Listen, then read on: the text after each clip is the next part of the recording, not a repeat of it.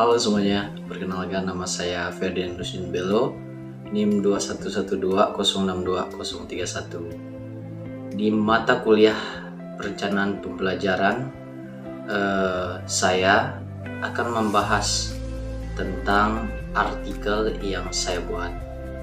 Sebelumnya, saya mengucapkan terima kasih banyak kepada dosen pengampu mata kuliah ini, yaitu Pak Dwi Cahyadi Wibowo MPD, karena atas dukungannya dan bimbingannya saya dapat menyelesaikan artikel ini. Nah, dari artikel ini dan kesempatan pada hari ini saya akan membahasnya untuk teman-teman semuanya. Baik, langsung saja pembahasannya kita lanjutkan.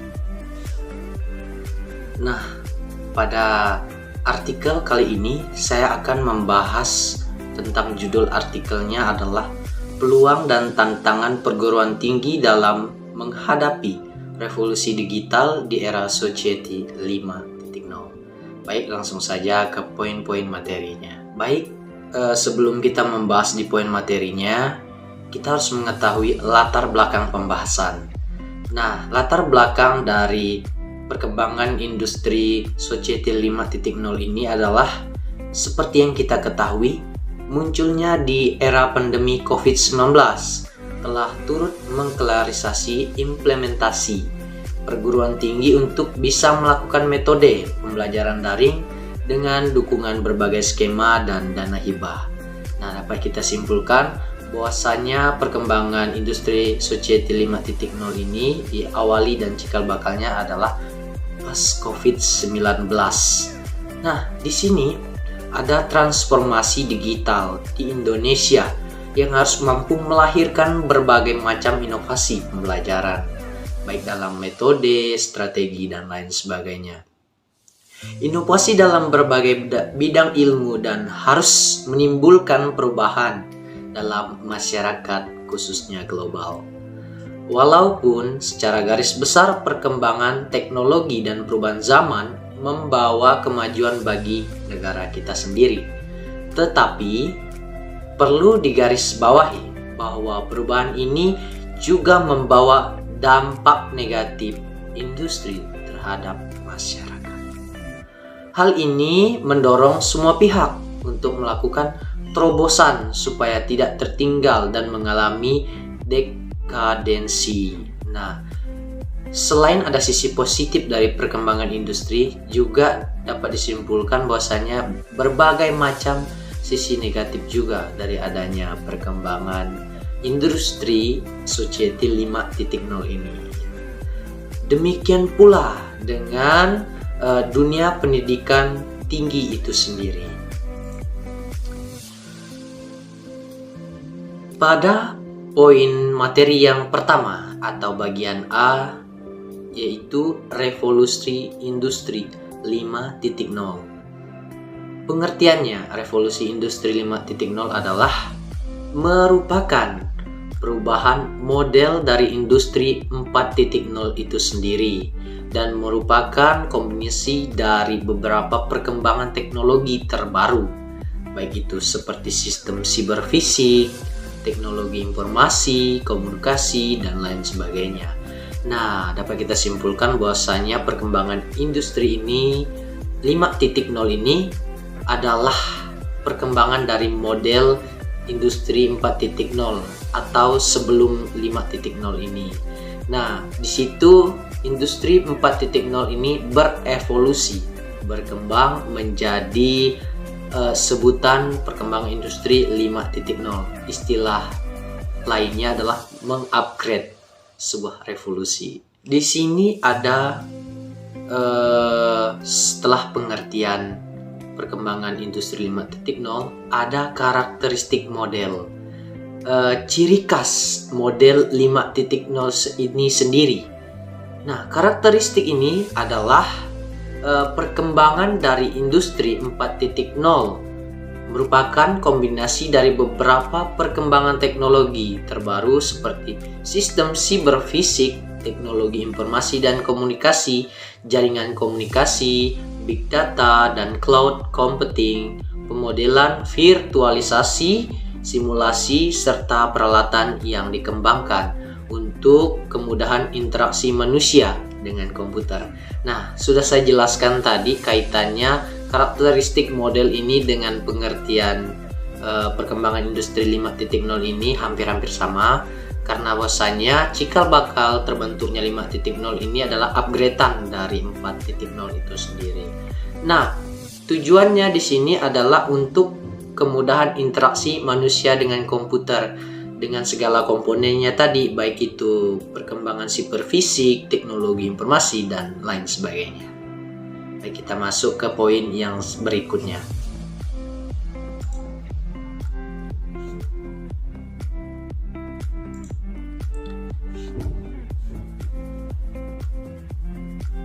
Nah, dapat dilihat dari karakteristik model ini sendiri, kita dapat melihat gambar yang telah disediakan di sini, bahwasanya gambar ilustrasi perkembangan industri 4.0. Dapat kita lihat, teman-teman. Nah, dari perkembangan 4.0 ini berubah menjadi gambar ilustrasi perkembangan industri ke 5.0. Ini adalah gambar perkembangannya. Bisa kita lihat sama-sama. Oke. Selanjutnya, kita masuk ke poin berikutnya. Di poin berikutnya ada di poin kedua, yaitu poin B, Society 5.0. Apa itu Society 5.0? Di sini menurut salah satu ahli, yaitu Dr. Masashi Okamoto tahun 2019, Society 5.0 merupakan representasi bentuk sejarah perkembangan masyarakat yang kelima, di mana secara kronologisnya perkembangannya dimulai dari era di mana masyarakat memiliki pola untuk melakukan pemburuan, atau di Society perkembangan 1.0 berlanjut ke era pertanian di Society 2.0 dan industri di Society 3.0, dan terakhir di era informasi 4.0. Nah, dapat kita lihat, teman-teman, bahwasanya 5.0 ini mengalami beberapa kali perubahan atau upgrading ya, dari pas ke masyarakat memiliki pola untuk pemburuan di 1.0, berlanjut ke pertanian, era pertanian di 2.0, adanya industri 3.0, dan era informasi di 4.0, di mana sampai sekarang kita merupakan perkembangan masyarakat yang kelima di era 5.0 perkembangan industri. Nah, di sini kita melihat materi yang ketiga, yaitu poin C, SDGs atau Sustainable Development Goals. Nah, apa itu SDGs atau Sustainable Development Goals? SDGs ini pertama atau tujuannya adalah pembangunan berkelanjutan. Nah, artinya merupakan sebuah kesepakatan pembangunan global yang disepakati oleh kurang lebih 193 kepala negara pada tanggal 25 September 2015, yaitu tepatnya di markas besar PBB termasuk Indonesia. Nah, SDGs ini adalah kesepakatan tadi kita lihat dari berbagai macam negara yang diselenggarakan di PBB. Khususnya juga salah satu dari negaranya adalah Indonesia itu sendiri. Baik, kita lanjut ke poin berikutnya. Nah, di sini kita melihat adanya karakteristik di era revolusi industri 4.0 dan era Society 5.0. Jadi 4.0 dan 5.0 ini juga memiliki karakteristik. Yang pertama itu ada digitalisasi, dan yang kedua adalah optimization dan customization produksi. Yang ketiga ada otomasi dan adaptasi. Yang keempat ada interaksi antar manusia dengan mesin atau value-added service and business. Yang kelima ada automatic data exchange dan communication, serta penggunaan teknologi informasi itu sendiri. Itu adalah beberapa karakteristik dari revolusi industri 4.0 dan 5.0. Next. Nah, di poin yang C tadi adanya paragraf yang menuliskan kebijakan strategis dari sebuah perguruan tinggi juga meliputi berbagai aspek. Jadi perguruan tinggi ini memiliki kebijakan yang strategis untuk perkembangan industri 5.0 sendiri. Apa itu aspek-aspeknya? Yang pertama yaitu adanya kelembagaan. Nah, di perguruan tinggi adanya kelembagaan.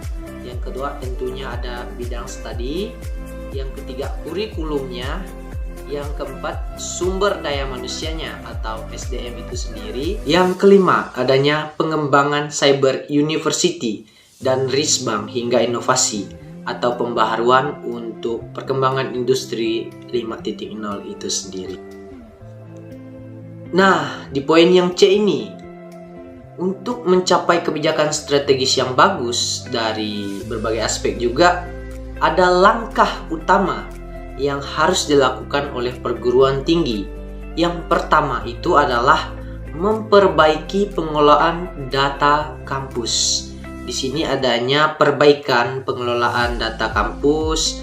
Ada yang kedua, informasi yang harus tersampaikan dengan baik untuk kalangan pendidik maupun yang dididik. Nah, betapa pentingnya informasi, betapa pentingnya komunikasi sesama pendidik maupun yang mendidik untuk mencapai perkembangan industri Society 5.0 ini. Di sini dapat kita lihat gambar ilustrasi perkembangannya dari Society 5.0 ini. Bisa teman-teman lihat bagaimana adanya overload, organized, limited effort, dan sebagainya. Baik, lanjut. Selanjutnya ada gambar ilustrasi pengaplikasian Society 5.0 ini. Dapat teman-teman lihat di layar ini. Baik, selanjutnya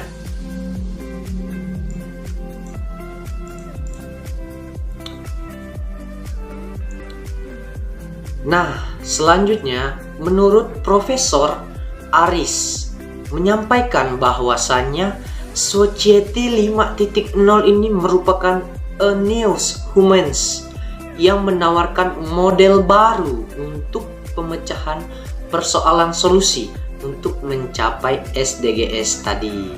Nah, di sini adalah merupakan model baru perkembangan industri 5.0 ini, a new humans, untuk pemecahan suatu persoalan atau permasalahan untuk mencapai solusi dari perkembangan industri 5.0 ini, baik itu dari SDGs-nya itu sendiri.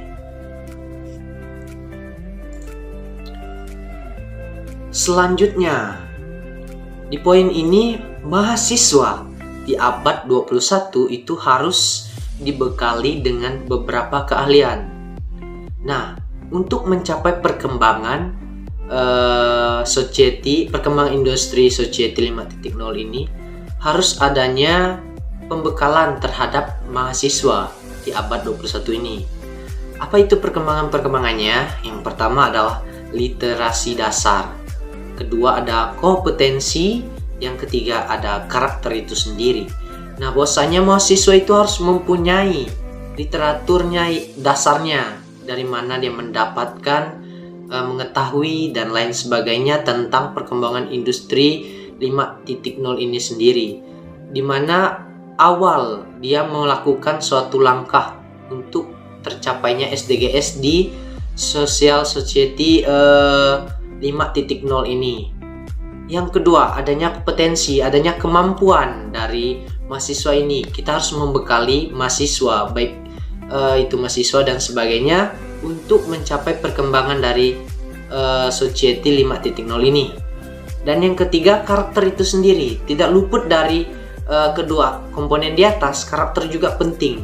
Bahwasanya di era digital, perkembangan industri 5.0 ini, mahasiswa juga dituntut untuk berkarakter yang baik, berkarakter yang positif untuk mencapai perkembangan society 5.0 ini. Nah, di poin yang keempat atau yang D, adanya hubungan antara society 5.0 dengan SDGs. Adapun hubungannya apa? Yang pertama itu untuk melihat hubungan antara society 5.0 dengan SDGs itu sendiri dapat diamati melalui ekosistem yang ada di society 5.0 ini. Berdasarkan gambar ekosistem society 5.0 dapat dilihat bahwasanya ada bentuk konsep autonomous driving, construction disaster management, ada agrikultur, manufaktur, dan serta health atau medical yang dikembangkan di society 5.0 yang memiliki aturan atau manajemen sendiri yang secara diprinsipkan mengarah pada tujuan pembangunan berkelanjutan atau yang disebut dengan SDGs itu sendiri.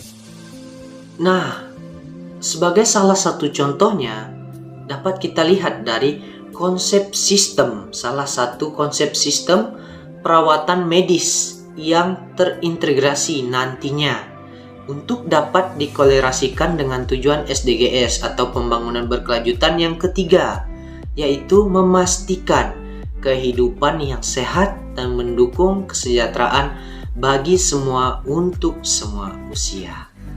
Nah, teman-teman, dari penjelasan di atas dapat kita lihat pada gambar ini adanya gambar ekosistem society 5.0 itu sendiri. Dapat teman-teman lihat.